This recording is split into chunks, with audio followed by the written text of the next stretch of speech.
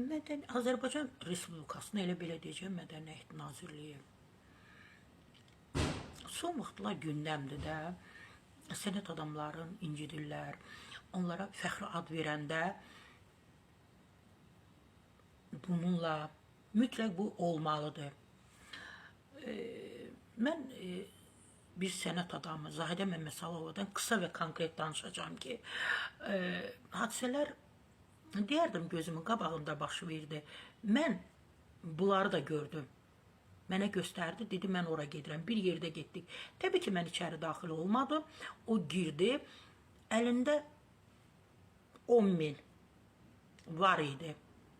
Dedi ki, onlar mənə ad verəcəklər. Hamıya 30'a, 50'yə, mənə 10.000'ə fəxri ad verəcəklər. Mən o qədər sevindim.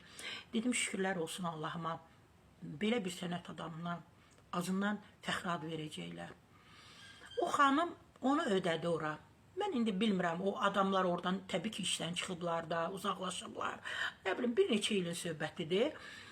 O getdi, təqdim etdi ora, gəldi. Uzun illər onu aldatdılar. Sabah sizə fəxri adı veriləcək, birisi gün fəxri adı veriləcək, əməkdar artist adı veriləcək. Amma ona təqdim etmədilər. Təqdim etmədilər. Təbii ki, indi Zahidə Məmmədsalovanın oğlanları, nəvələri, gəlinləri məndən inciyə bilər. Amma mən olduğunu deyirəm də. O xanım, o 10.000 var idi ya. Onu ala bilmirdi geri.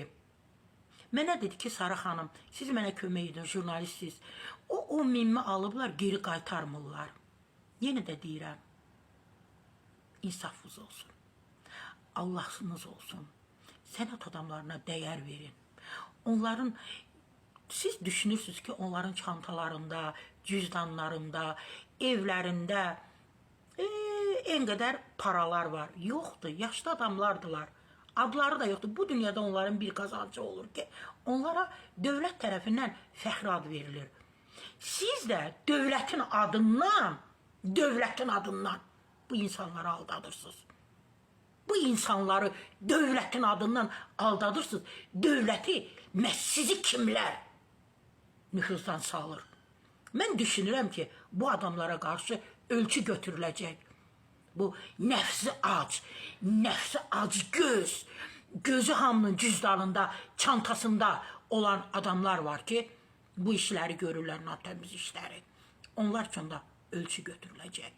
Bu dünyadan bir qadın getdi, bir böyük sənətkar getdi, adsız getdi.